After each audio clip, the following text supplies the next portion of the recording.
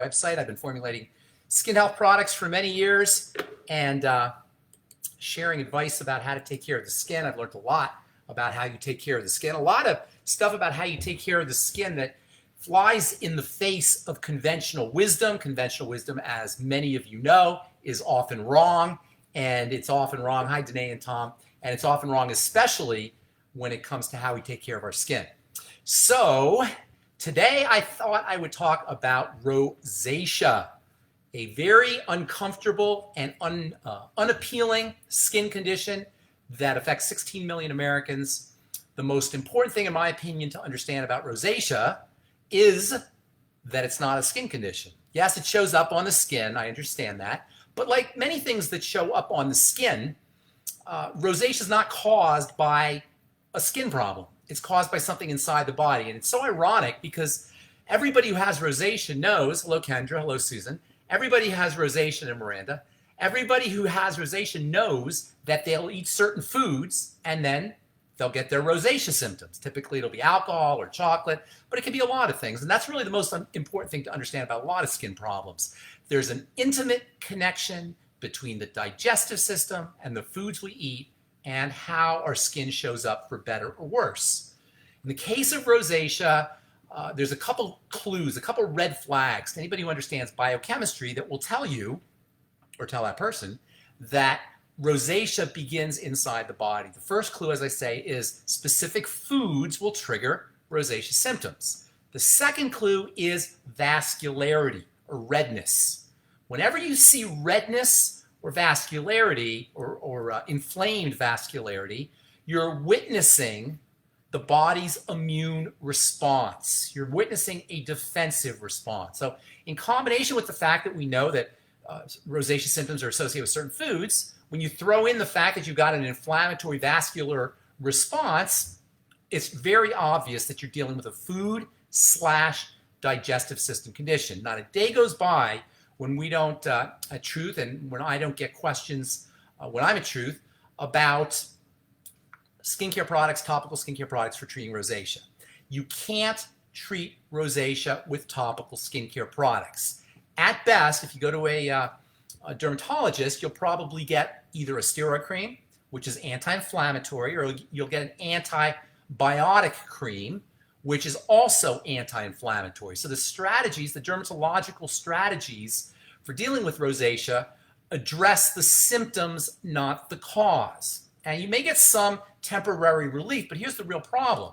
As with a lot of skin conditions, if the skin condition is being caused by something that you're dealing with internally, you may end up with further bodily breakdown, further unpleasant bodily distress, chronic disease, autoimmune diseases, cancer, shortened longevity further down the road if you don't address the cause. So yeah, you can use an antibiotic cream or steroid cream to minimize, if it even works, but let's say that it works, to minimize the symptoms associated with rosacea. But if you haven't corrected the underlying leaky gut, which we'll talk about here in a moment, or food allergies, which we'll talk about here in a moment, or achlorhydria or hypochlorhydria, low hydrochloric acid or H. pylori, all of these are internal issues in the digestive system that are associated with rosacea. And if you haven't corrected those, even if you've mitigated or reduced or even eliminated the symptoms with a dermatological topical, like a steroid or metronidazole, an antibiotic, which they give sometimes, topical antibiotic, you haven't corrected the problems underneath, and that could lead to further health issues, unpleasant health issues, even shortened longevity down the road. So how do you deal with rosacea truly? First of all, you want to associate your symptoms with specific foods. It seems so obvious, but it's just something that we don't always do. You want to associate specific symptoms, flare-ups, oiliness, whatever your rosacea symptoms are, redness obviously, rosacea means redness, with specific foods, eliminate those foods. That's step number one. Now, it's not necessarily easy to do this because foods have lots of different things in them, and how we eat, when we eat a meal, we eat a lot of different foods. So sometimes it's hard to isolate the specific foods that are causing our skin symptoms, but it's worth the effort. The best way to do it is by keeping a food diary, writing down everything you eat and then associating specific skin symptoms or any other symptoms with foods. It's just kind of keeping track. This is what a physician will do or a nurse will do in a hospital. They'll chart everything. You want to be like your own physician. You want to chart, and that's called doing a food diary. That's first of all. Now, you can also fast for a day or two. If you fast for a day or two, when you start eating again, things are going to become more obvious to you. So if you want a shortcut, stop eating for a day or two. This is really tricky for some folks. It's really tricky for everybody to stop eating for a day or two. But if you really want a shortcut, stop eating for a day or two. And then when you start eating again, you'll notice that your rosacea symptoms are triggered by specific foods more clearly. They'll become more dramatic to you, more noticeable to you if you lay off the food for a couple of days. The most likely suspects, and I always hate saying the most likely suspects because we always have to kind of find what our particular problems are, our specific problems are, but the most likely suspect, hey Robert, eggs, peanuts and legumes, soy, dairy, gluten, and other compounds that are found in cereal grains, so-called lectins. And as I say, those are kind of, that's a guideline for things, but really you have to go by your own, go by your own experience. Spicy foods, alcohol, chocolate, caffeine, coffee, all of these can be problematic for some folks when it comes to rosacea. Secondly, there is a very important connection between a bacteria called H. pylori, which you may have heard of, and rosacea. So it's thought that it may be an H. pylori infection, a cutaneous or topical manifestation of an internal H. pylori infection. It's also known that stomach acid, low stomach acid, a condition called achlorhydria or hypochlorhydria, low stomach acid, can be caused by and can exacerbate H. pylori infection. So acidification of the stomach is can be very helpful. And that is acidification with apple cider vinegar, using apple cider vinegar with your meals. Also, you can use stomach bitters or Swedish bitters, which will stimulate gastric juices. You can also get hydrochloric acid drops from pharmacy. You'll have to get a prescription for that. And you put a couple hydrochloric acid drops in a glass of water before your meals. Now, hydrochloric acid will do a couple things. First of all, it will help eliminate H. pylori infection. And second of all, when we don't make enough stomach acid, we don't break down our foods effectively. Stomach acid is necessary for the activation of enzymes, particularly proteases, that is enzymes that break up protein. Whenever you hear ACE at the end of the word, hey Doug, whenever you hear ACE at the end of the word ASC, you're talking about an enzyme. A protease is an enzyme that breaks down protein. Proteases are activated by hydrochloric acid under conditions of low hydrochloric acid, hypochlorhydria. You're not going to activate your enzymes. You're not going to activate your proteases, and that means your proteins are not going to get digested completely. That's very important because when proteins don't get digested completely, that is, they don't get broken down into their component, their building block amino acids, they'll get semi-broken down into something called peptides. You all heard of peptides. In fact, I'm going to do a live next week or the week after on topical peptides. Peptides are large amino acids or long chains of amino acids, and they're shorter than proteins. A peptide is it could be anywhere from two amino acids to 10 amino acids. A polypeptide can have like 100 amino acids. So peptides are just chunks of protein, and they're made up of amino acids. And here's the thing about peptides. They can be very immunoactive. So if you're not breaking down your proteins effectively, and you're leaving behind peptides, those peptides, under certain conditions, which we'll talk about here in a sec, can enter into the bloodstream and activate an immune response. And all of this is because you're not breaking down your proteins, because you're not making enough, you're not activating your enzymes because you're not making enough stomach acid. That's the second way that using stomach acid supplements or acidification with apple cider vinegar can be helpful. This can also help you with autoimmune diseases because those same peptides that can trigger vasodilation and some of the cutaneous manifestations of rosacea can also result in autoimmune problems in the nerves or in the joints or in the connective tissue or in the skin for that matter. So acidification of the stomach with meals is a very important health strategy in general. I absolutely love apple cider vinegar, Bragg's organic apple cider vinegar. It's not just a source of acid, acetic acid, it's also a source of electrolytes, it's a source of B vitamins, and You can even use it topically on your skin to exfoliate. I'm going to talk about topical strategies for rosacea here in a sec. So acidification of the stomach is another strategy, both for taking care of H. pylori and then also taking care of protein digestion and eliminating the formation of these active peptides. Then there's the whole issue of leaky gut. Now, these days, nobody who's certainly nobody who listens to these Facebook Lives, but most people in general have heard of leaky gut. When I first started working with leaky gut back in the 1990s, I remember there was a chiropractor in Boulder, and I was writing a prescription for something called an intestinal permeability drink that you would drink, and you would measure how much of that fluid got into the stool, and by virtue of the difference between what you drank and what was in the stool, they would assess whether you had a leaky gut or not. And I remember that was the first I'd heard of it, and it didn't really make sense to me. I didn't quite understand it, but then as I started to study more and more, I started to realize that this leaky gut phenomenon is something that is really affecting a lot of people, and affecting a lot of people, and they don't know it. Now, cut to 30 years later, today, and almost everybody's heard at least of leaky gut syndrome, but we still have not made the connection between leaky gut and the skin, as evidenced by all the topical strategies that we use to try to take care of skincare problems, which really initiate in the digestive system via this leaky gut. So real quick, because I'm sure most of you guys understand what leaky gut is.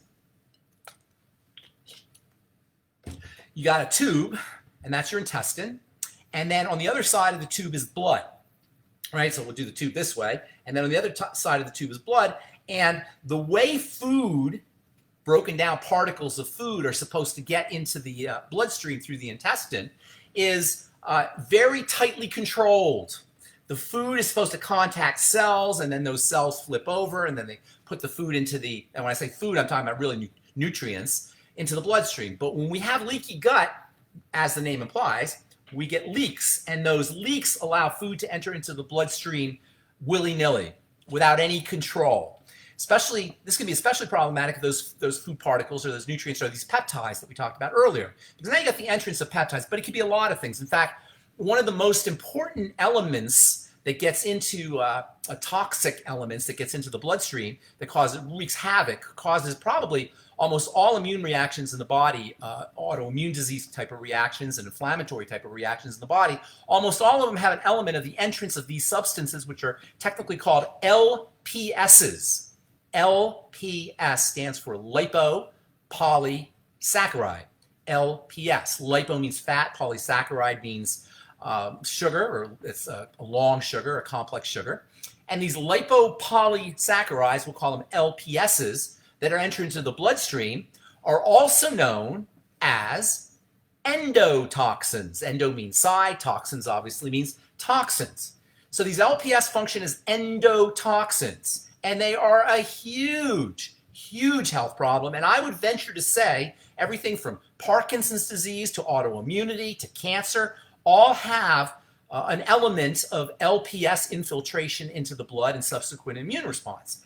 So these endotoxins, the LPSs, are really parts of your good bacteria, or parts of the bacteria that live in the gut. They're bacterial remnants, and they get inside the bloodstream. Now, once they get inside the bloodstream, anything's possible, including on the skin, rosacea, eczema, psoriasis, acne. Pretty much every single skin condition you can name, probably even dry skin and melasma, have some element of this LPS infiltration, this endotoxemia. Emia, remember, means blood, in the blood. Endotoxemia means endotoxins inside the vascular system, inside the bloodstream. So this is a major, major problem. And fixing a leaky gut is job number one if you're dealing with any health challenge, including rosacea. And the reason why this is so important and kind of something you want to pay attention to is because it's not an automatic connection between our skin and our intestine. We don't kind of think right away, oh, I have rosacea, I have an intestinal problem. So it's really important to understand this mechanism if you want to truly address rosacea, because there's no way to truly address it topically. You can only truly address it via addressing all these mechanisms we're talking about here. And on top of that, once you really understand these mechanisms, you could save yourself a lot of headaches down the road, health headaches. And I'm talking about some serious health challenges that can be associated with this mechanism. So does this leaky gut form in the first place? Well, one of the most important and underappreciated causes of leaky gut, in fact, one of the most important and underappreciated causes of all disease, is our ingestion of crappy fats. And by crappy fats, I'm talking processed fats and fried fats. And any really, especially fried fats, but any highly cooked fat. It doesn't have to be necessarily fried. Frying is obviously super highly cooked. To fry something, you have to leave your fatty, your substance in the fat for long periods of time and at high heat. So that's the most egregious culprit, is these fried fats, deep fried fats. But any really processed fat can cause an inflammatory reaction in the intestine. So if you're eating French fries, potato chips, deep fried fish at McDonald's, or any kind of deep fried or heavily processed fat that's heated, you are running a major risk for lipopolysaccharides, for leaky gut, and ultimately for this lipopolysaccharide or LPS infiltration, i.e. endotoxemia. Lay off the fried fats. Lay off the processed fats. Now, some people will tell you lay off any vegetable oils. I don't go that far, although vegetable oils that are processed you want to stay away from. But if your vegetable oil is a nutritional oil, it's kept in the refrigerator in a dark bottle, small amounts are not problematic. Some people tell you lay off them entirely. I say just stay away from the heated and processed kind. That's number one. Then you can use nutrients to protect fats. And the most important one is vitamin E. Vitamin C helps. Selenium helps. Something called alpha lipoic acid helps. But vitamin E is the superstar of fat protection. In fact, that's its main role in nature, in the body, is to protect fats in nature, in seeds. And that's where it's found mostly, a lot in seeds and grains and nuts. And vitamin E in seeds and grains and nuts is there to protect the seed. These are all nuts and grains and seeds are all nature's bounty, and they're very rich in fats. And wherever nature puts a lot of fats, it'll also put vitamin E, because that's vitamin E's role, is to protect fat. So using vitamin E, especially if you're eating a lot of fats, and vitamin C and selenium, and also alpha lipoic acid, super, super important and a very helpful, if a little bit expensive, nutritional supplement. So those are all things you could do to protect fats if you're eating a lot of fats. Then you can also do things for leaky gut. Glutamine is an amino acid, and it's like rocket fuel for the cells of your intestine. Glutamine powder or glutamine capsules. That's Glutamine. Glutamine can be helpful for a lot of things. It's really helpful for the immune system. It has some blood sugar stabilizing properties. It's used by bodybuilders. In fact, it's one of the most important, it may be the most abundant, I think it's the most abundant amino acid floating around in your blood. It's a super, super important anabolic, well-being, defensive amino acid that's extra important for the intestine. And any kind of intestinal problems, or just if you want to prevent intestinal problems, or just if you want to be healthy, you want to keep your immune system healthy, glutamine is a great supplement to take. Now, there are some physicians and some alternative physicians even who will tell you not to use glutamine. I don't buy into that. Their feeling is that glutamine speeds things up, and indeed, glutamine is a stimulatory, I don't say it's a stimulatory amino acid, but it can help your body make stimulatory substances. For example, glutamate in the brain is an excitatory neurotransmitter. I don't totally buy into that. Glutamine is just so powerful and so important that I think you should be supplementing. I personally supplement with 5 to 10 grams of it every day. I use a powder, glutamine. Don't buy the capsules or the tablets. They tend to be a little bit more expensive. You want to be more cost effective, use the powder. Put it right in water, drink it down. It doesn't taste like anything. I put it in my smoothie, and it's just a wonderful nutritional supplement, especially for leaky gut, either if you have it or if you want to prevent it. And then, of course, staying away from problem foods. That's also very important, because problem foods can create immune responses in the cells or in the area where the intestinal cells are, leading to inflammation, leading to a spreading apart of those cells, and that's one of the causes of leaky gut. Of course, everybody knows about gluten. That's super problematic, but there's a lot of other substances in grains and seeds and vegetables that can have this kind of inflammatory response on the intestinal lining. And just because you go gluten-free doesn't mean there's not other compounds in your bread or your flour, your beer, your salad, or whatever it is you're eating that can have that kind of response. So gluten-free is not enough, although we all know, most people know at this point, that gluten can create this kind of inflammatory reaction at the level of the intestine. Now, I don't want to digress too much, but I think this is really interesting. You have, just like you have a barrier to the blood, the intestine is a barrier to the blood, and that's really what the intestine is. It's like a wall that separates the food from the blood. You have that same kind of barrier in your brain. You have what's called the blood-brain barrier, and this blood-brain barrier keeps stuff in the bloodstream and keeps it from leaking into the brain. Just like the only things that can get into the blood through the intestine are tightly regulated, same with the brain. When things are floating around in your blood, there's a kind of a wall, if you will, tight cells are packed tightly to keep stuff from leaking into the brain from the blood. Gluten, lectins, these compounds that are found in vegetables and grains, anything that's inflammatory that can cause inflammatory leaky gut or inflammatory related leaky gut can do the same thing in the brain. It can cause things like dementia, Parkinson's disease, brain fog, all of these kinds of ideas, all of these kinds of health challenges that are mental, even depression for that matter. There's a lot of health challenges. In fact, not a lot, all mental health challenges are now thought to involve some element of inflammation in the brain, with the exception, of course, of strictly psychological kinds of issues. Something happens in your life, but even then, there's probably some organic and biochemical and biological mechanisms, and inflammation is chief among these mechanisms. And this whole leaky gut issue can affect you can have leaky brain syndrome, essentially leading to brain inflammation and all kinds of other health challenges. That's just a digression. I just thought I'd throw that out because that's really, really helpful. Maritza says, thank you, Maritza. That's really cool. She says, you've helped me tremendously with my eczema years ago. Never has returned because of your advice. It wasn't me, Maritza. It's the biological system. All I did was tell you about it. I don't take credit for any of this. Everything I'm talking about here and everything I talk about in all our lives and our YouTubes, this is all biology and biochemistry. You cannot dispute what I'm saying here. There's no physician or no drug company representative or no standard practitioner of medicine that can dispute anything I'm saying here because it's all just biochemistry and just biology. You don't need a study.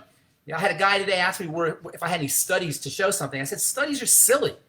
You don't need studies if you understand biochemistry. Studies are based on statistics and the science of epidemiology, which is barely a science.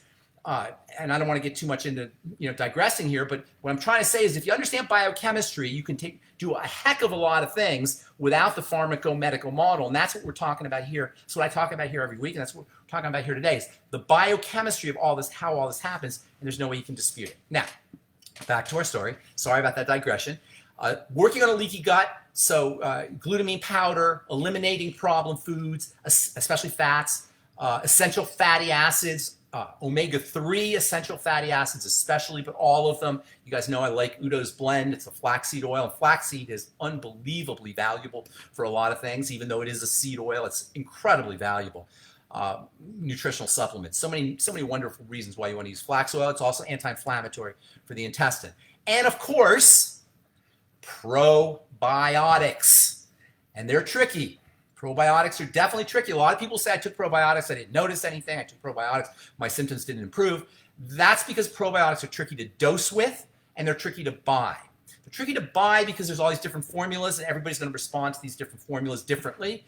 And they're tricky to dose with because it's hard to know whether you need 10 billion units a day, 5 billion units a day, 50 billion units a day. It's all just experimentation with brand and with dose. Nonetheless, the evidence is incontrovertible that you can do dramatic things to heal a leaky gut and to heal digestive health problems, even food allergies sometimes, and food intolerances sometimes, by using probiotics.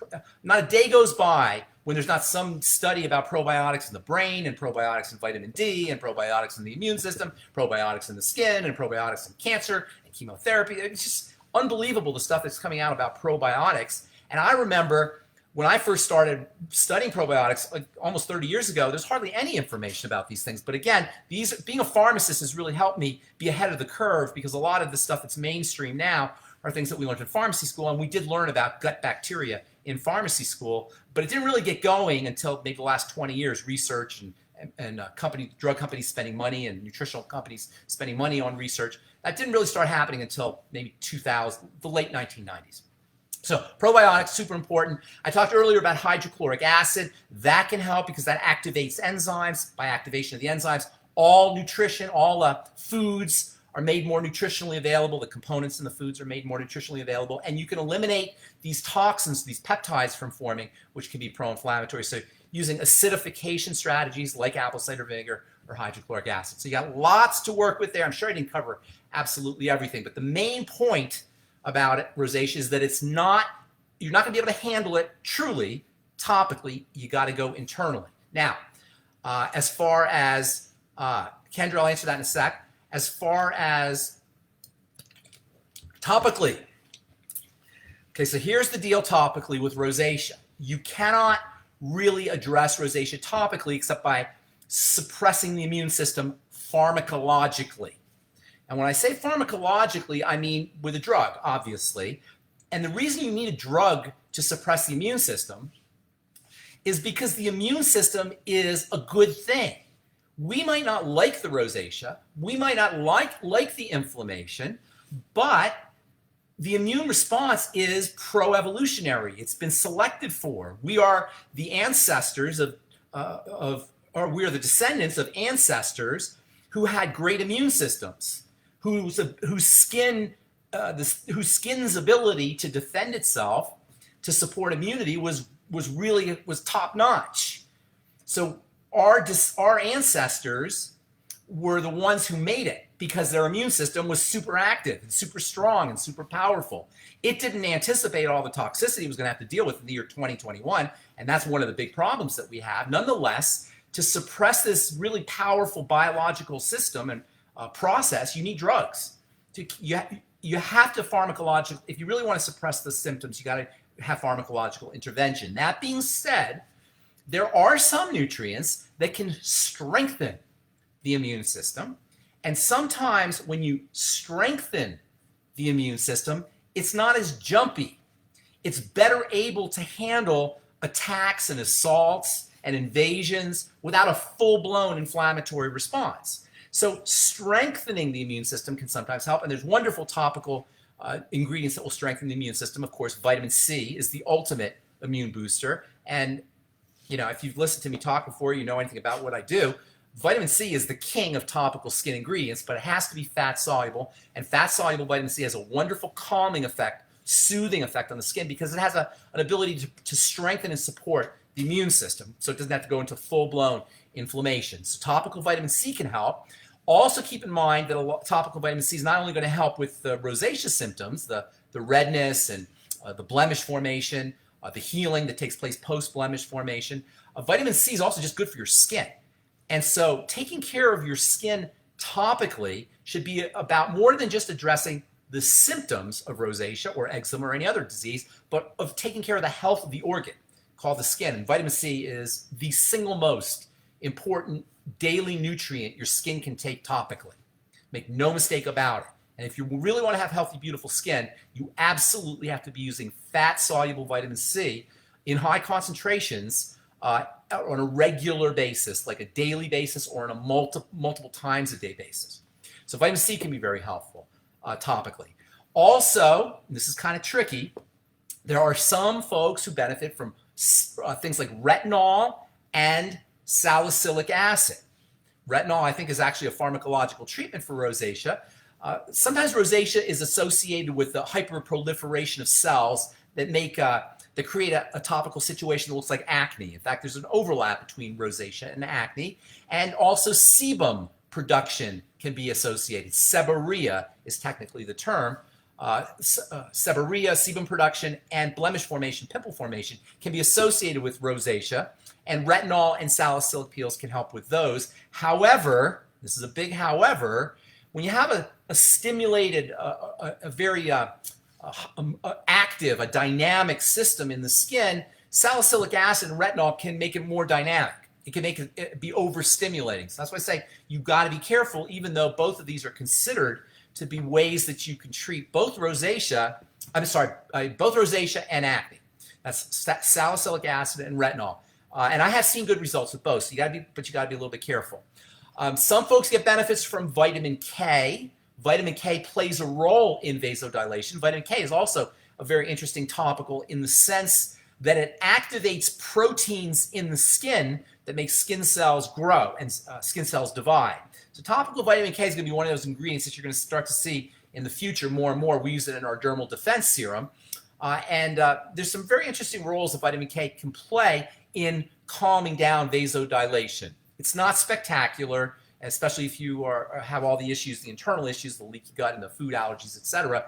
It's not really going to change your life. It's not going to make a super significant difference, but it's just a good vitamin that the skin handles very well. It has broad health-giving salubrious, meaning health-giving, and beauty benefits. That's topical vitamin K. Let's see what else here. Oh, insulin, blood sugar, elevated insulin, elevated blood sugar are both associated with seborrhea as well as with rosacea. And a lot of rosacea patients are also dealing with insulin resistance. So using insulin resistance strategies can also help. The B vitamins, niacin, chromium, laying off of sugar, more fiber, exercise. We'll do a talk on blood sugar and insulin here in the next few days, next few weeks, because there's so many different things. There's also testosterone. Sometimes the testosterone byproduct called DHT can accumulate, and that can cause a lot of problems. Oily skin, rosacea is associated with DHT, male pattern baldness, prostate issues, body hair on females can be caused by DHT. DHT inhibition is a pharmacological strategy for helping folks deal with acne, and some of you guys know that they'll prescribe something called spironolactone for acne. Spironolactone has DHT inhibiting properties. I like using things like zinc. In fact, zinc is a must-have mineral for the skin, nutritional element for the skin. I like zinc picolinate, 50 milligrams a day. It stabilizes DHT, keeps it from accumulating. It's great for your skin. It's a must-have treatment for acne and can also be helpful for rosacea. Of course, essential fatty acids are always important. Omega-3s, particularly for keeping inflammation down, and the aforementioned vitamin E can be helpful.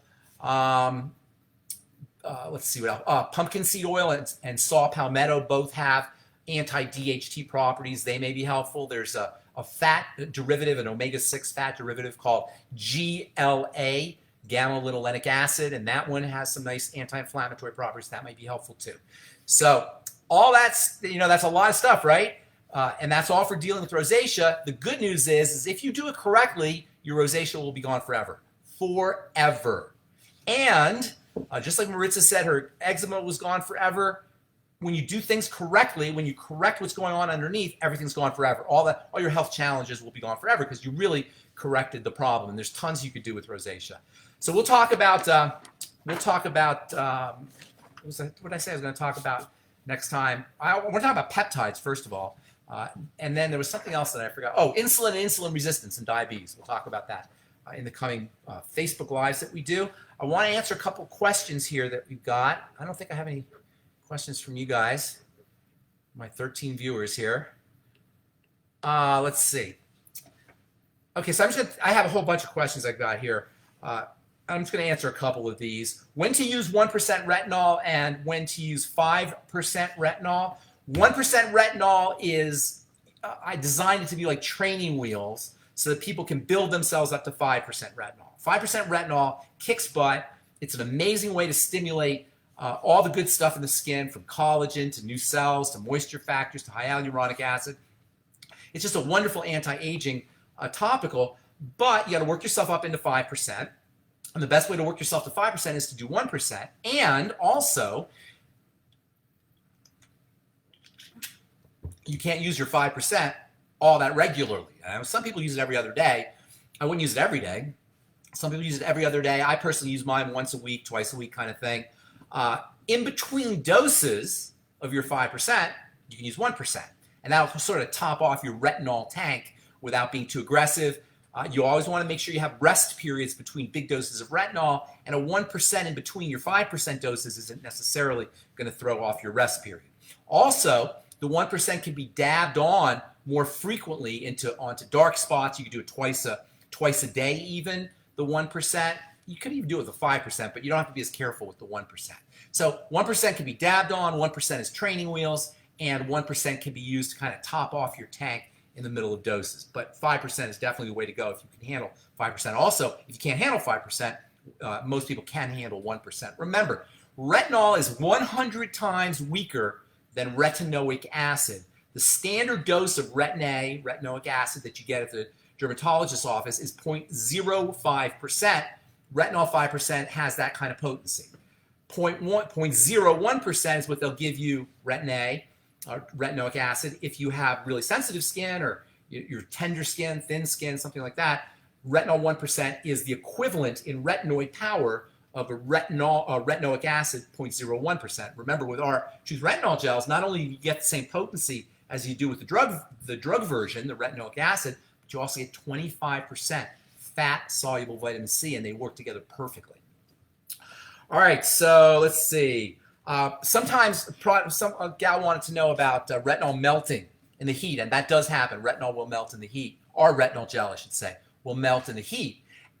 Stick in the fridge, it'll be just as good, and you'll see it's just as good. Just stick in the fridge, takes about an hour, hour and a half. I didn't put any emulsifiers in there. I didn't put anything that holds the thing together because I didn't want a complex product. You know, that's my whole formulating philosophy of Truth is I don't like complexity in formulation.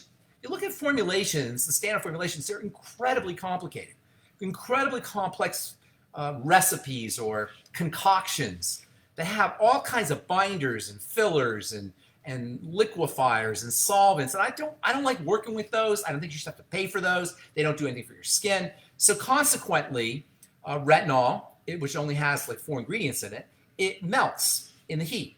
So stick in the fridge. An hour later, 2 hours later, it's just as good as new. You can even keep it in the fridge if you like. And then let's see. Oh, this is cute. Why does my Omega look this way?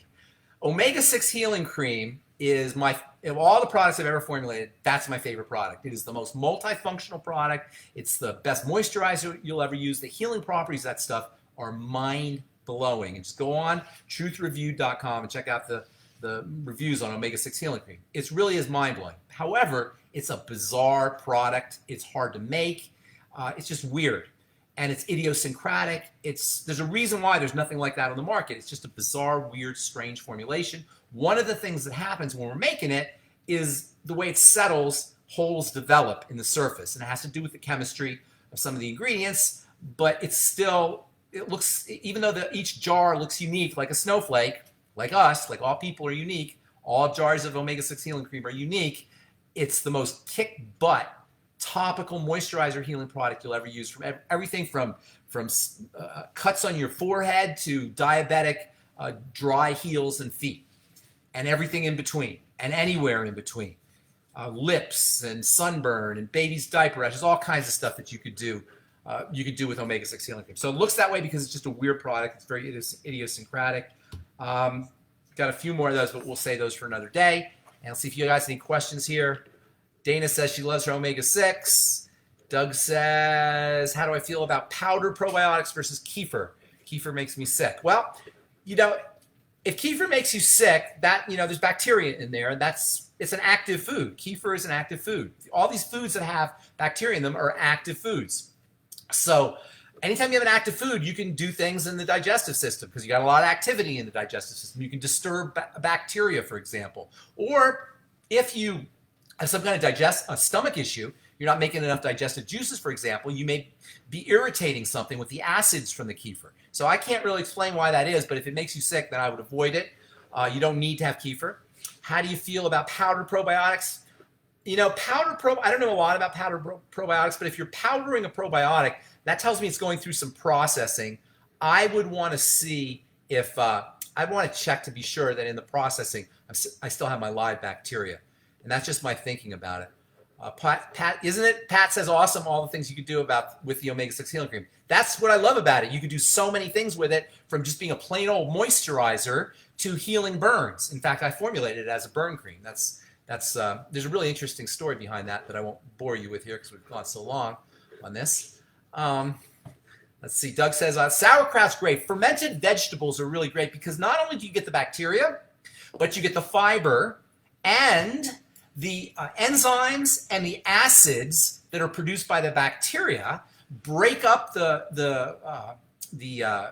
veggie nutrients, or break up the fibers and release the nutrients. So the nutrients are more accessible. Number one, you get acids for your digestive system. Number two, you get fiber. Number three, you get probiotics. Number four, and that's with fermented cabbage if you're making sauerkraut, fermented beets, fermented cucumbers. There's a great book called The Art of Fermentation. I highly encourage anybody who even likes to cook a little bit. It's very easy to ferment stuff, but this book, The Art of Fermentation, has great recipes, and you don't need to be a great chef, but it has great recipes, and it also explains fermentation and the importance of fermented vegetables. They're just unbelievably valuable.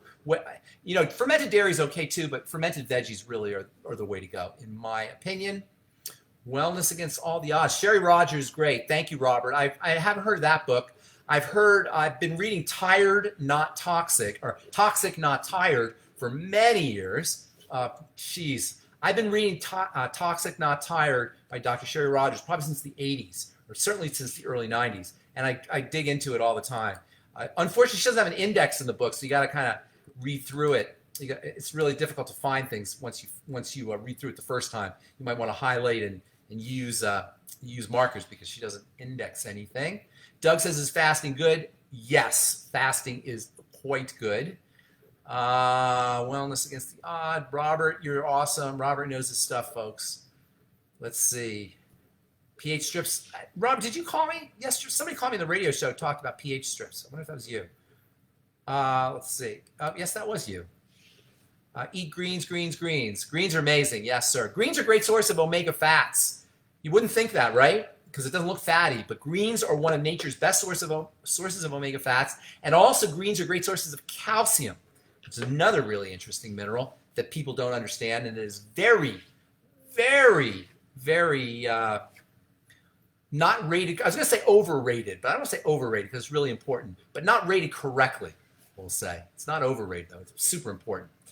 All right, that's it. I think that's all, you guys. I always go longer than I want, but thank you so much for you guys' support, and I appreciate all of you. Happy holidays.